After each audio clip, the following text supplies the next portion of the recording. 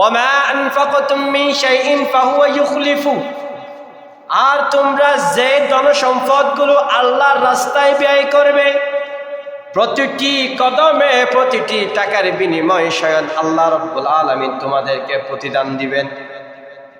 ওয়ামা আনফাকতুম মিন শাইইন ফাহুয়া ইউখলিফু, এই আয়াতের ব্যাখ্যা করতে গিয়ে তাফসীরের মধ্যে সুন্দর একটা ঘটনা এনেছেন। যদি বা ঘটনা এটা না বলি, স্বভাব তো আমার ঘটনা বলা না, কোনো সময় ঘটনা বলি নেই। তারপরে এক ঘটনা যদি না বলি, ওমা আনফাকতুম মিন শাইইন ফাহুয়া ইউখলিফু, এই আয়াতের ব্যাখ্যা বোঝা সম্ভব হবে না। ওই জন্য সামান্য হলেও ঘটনাটা বলতে হবে। কি ঘটনা? এক ফকির সাহাবী, এক দরিদ্র সাহাবী রসুলের দরবারে গেলেন। যাওয়ার পর রসুলকে বললেন, ইয়া রাসূলুল্লাহ, ইয়া হাবিবাল্লাহ, আজকের এই দিনের মধ্যে আমার বাড়ির মধ্যে খাবারের মতো কোনো ব্যবস্থা নেই, খাবারের মতো কোনো একটা রুটিও নেই, খাবারের মতো কোনো একটা খেজুরও নেই। ইয়া রাসূলুল্লাহ, আপনি যদি আমাকে কিছু দান সদকা না করেন তাহলে আমার বাড়ির মধ্যে আজকে আগুন জ্বলবে না। আমার ছেলে মেয়ে, আমার পরিবার যারা আছে তারা কিছু খেতে পারবে না, উপাস থাকতে হবে। যে টাইমের মধ্যে রসুলের দরবারে গেলেন ওই সাহাবী, ঠিক যে টাইমের মধ্যে রসুলের বাড়ির মধ্যেও কিছু নেই। সুবহানাল্লাহ বলবেন না? রসুল একটা কেমন রসুল? রসুল একজন রাষ্ট্রনায়ক, রসুল একজন রাষ্ট্রের প্রধান, রসুল একজন পুরো বিশ্বের প্রধান। এমন রসুলের ঘরে যদি খাবার মতো কিছু না থাকে তাহলে কেমন আমানতদারিতা রসুল, কেমন ইনসাফিওয়ালা রসুল, কেমন রাষ্ট্রনায়ক, বা চিন্তা করে দেখতে পারে। কারণ আমাদের সমাজের মধ্যে যারা ফাতি নেতা আছে তাদের তো কোনো খাওয়ার অভাব নেই। আছে? সুদের হোক, ঘুষের হোক, গরিবের হোক, ধনীর হোক, গল ফেরত গল। ওই জন্য যদি আধুনিকতার যুগের দিকে, সেই মদিনাওয়ালা নববীর সনতের দিকে ফিরে যেতে চান, সেই সাহাবায়ে কেরামদের যুগে যদি ফিরে যেতে চান, সেই তাবিঈনদের যুগে যদি ফিরে যেতে চান, আপনার ঘরে দরজা খুলে যদি আপনি ঘুমাতে চান, তাহলে মদিনাওয়ালার পরিবেশ, মদিনাওয়ালার শাসন আমাকে আপনাকে বাস্তবায়ন করতে হবে। যদি বাস্তবায়ন করতে পারি তাহলে আমরা ওফেলনি ঘুমাতে পারবো। আর যদি ভোটের দিন রাতে টাকার কাছে বিক্রি হয়ে যায় তাহলে তো ওফেলনি ঘুমাবো তো দূরের কথা, নিজের জান বাঁচাও খরচ হয়ে যাবে। ওই জন্য যদি মদিনাওয়ালা সনদ পেতে চান, যদি সোনালী যুগে যেভাবে সাহাবায়ে কেরাম রাষ্ট্র পরিচালনা করেছেন, যেভাবে নবী মুহাম্মদুর রাসূলুল্লাহ সাল্লাল্লাহু আলাইহি ওয়াসাল্লাম রাষ্ট্র পরিচালনা করেছেন, যদি সেভাবে রাষ্ট্রের মধ্যে থাকতে চান, সুখে থাকতে চান, ইসলামী কায়েম, ইসলামী হুকুমত আপনাকে প্রতিষ্ঠা করতে হবে। একজন নেতা, সে নেতা হবে আমার দ্বারা এবং আপনার দ্বারা, আমার বুটে এবং আপনার বুটে। যদি আমি ওকে বুট না দিই তাহলে তখন নেতা হবে না। ওই জন্য বুট একটা বিশাল আমানত। যদি এবার দিকে চলে যাচ্ছে, এদিকে যাবো না ইনশাআল্লাহ। ওই জন্য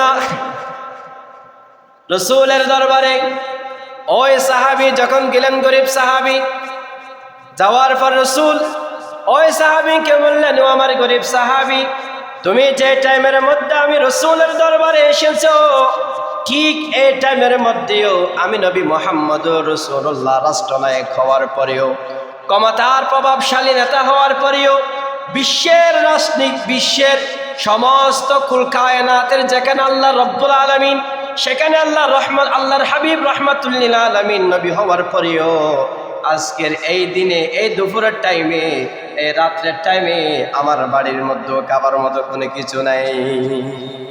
এটা আশ্চর্য ধরনের কথা। একজন রাষ্ট্রনায়কের কাছে যদি এক পক্ত খাবারের মতো কিছু না থাকে তাহলে কেমন একজন রাষ্ট্রনায়ক? আমরা চাই না এমন রাষ্ট্রনায়ক, এমন আমানতদারিতা আমরা চাই যে রাষ্ট্রনায়ক নিজের জনগণের টাকা মেরে ভিন দেশে গিয়ে, অন্য দেশে গিয়ে বিলাসিতা করবে না, যে রাষ্ট্রনায়ক ক্ষমতা থেকে যাওয়ার পর ভিন দেশে গিয়ে বাসস্থান তৈরি করতে হবে না, এমন রাষ্ট্রনায়কটা আমরা চাই। ওই জন্য রাসূলুল্লাহ সাল্লাল্লাহু আলাইহি ওয়াসাল্লাম ওই গরিব সাহাবীকে বললেন, ও আমার গরিব সাহাবী, আমার বাড়ির মধ্যে তো খাবারের কোনো কিছু নেই। আমি একটা কথা বলেছি, এই মদিনার সবচেয়ে বড় ধনী সম্রাট হচ্ছে উসমান রাদিয়াল্লাহু তাআলা। তুমি উসমানের দরবারে যাও, যাওয়ার পর বলবে, সালাম বিনিময় করবে, সালাম বিনিময় করার পর বলবে, আমাকে আল্লাহর হাবিব পাঠিয়েছে, তোমার কাছে পাঠিয়েছে উসমান। যদি উসমান জিজ্ঞাসা করে কিসের জন্য পাঠিয়েছে, তখন তুমি জবাব দিবে, রসুলের দরবার আমি কিছু সৎকারের জন্য গিয়েছিলাম, খাবারের জন্য, রসুলের দরবারে ছিল না, ওই জন্য আল্লাহর হাবিব সাল্লাল্লাহু আলাইহি ওয়াসাল্লাম আমাকে আপনার দরবারে পাঠিয়েছে, আমাকে কিছু দান সৎকার করুন, এই কথা বলবা।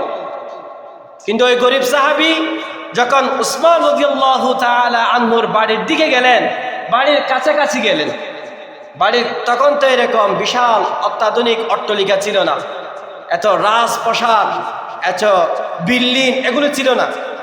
কিয়ামতের আগে বিল্ডিং বেড়ে যাবে, এটা একটা কিয়ামতের আলামত।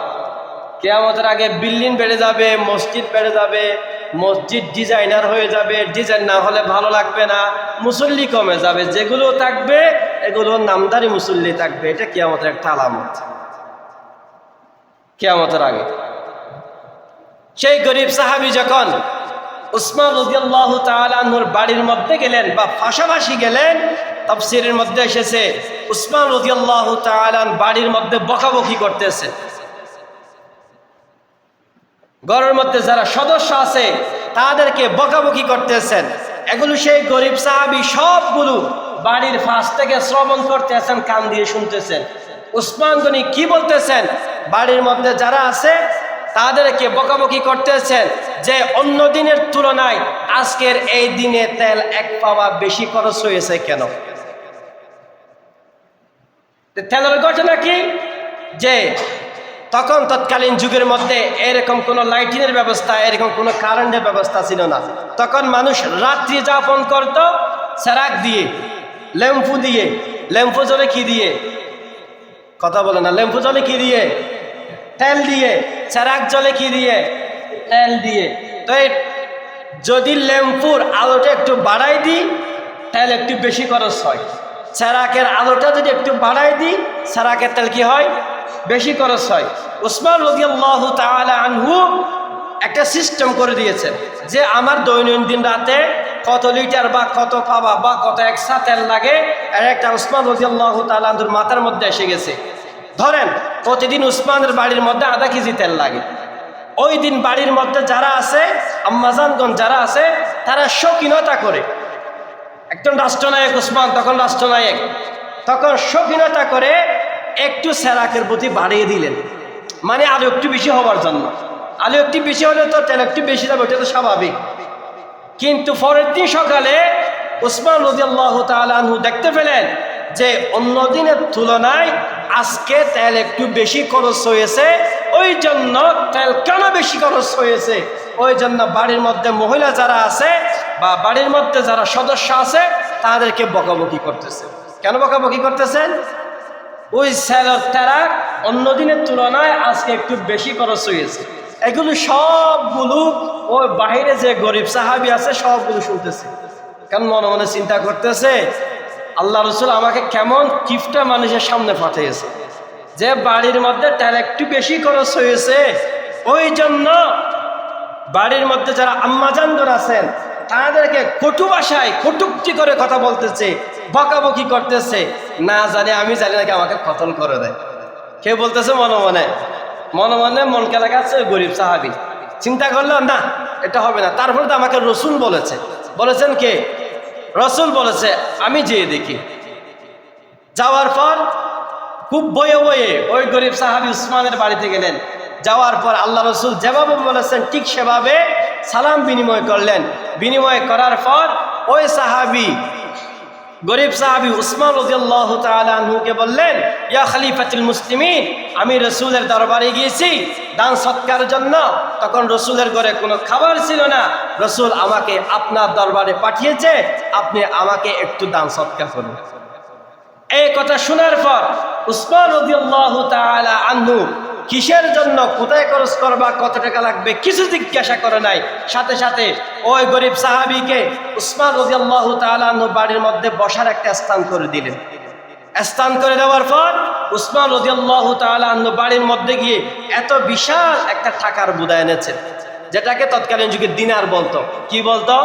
দিনার বলতো। কিছু টাকায় রুপিয়া, কিছু টাকায় ডলার, এভাবে আমাদের দেশে কি বলে? টাকা বলে। তৎকালীন যুগে তারা দিনার বলতো। তো উসমান রাদিয়াল্লাহু তাআলা আনহু যখন এক বস্তা দিনার আনলেন, ওই এক বস্তা দিনারের মধ্যে তৎকালীন যুগের দিনার আছে 30,000 দিনার। কয় হাজার? 30,000 দিনার।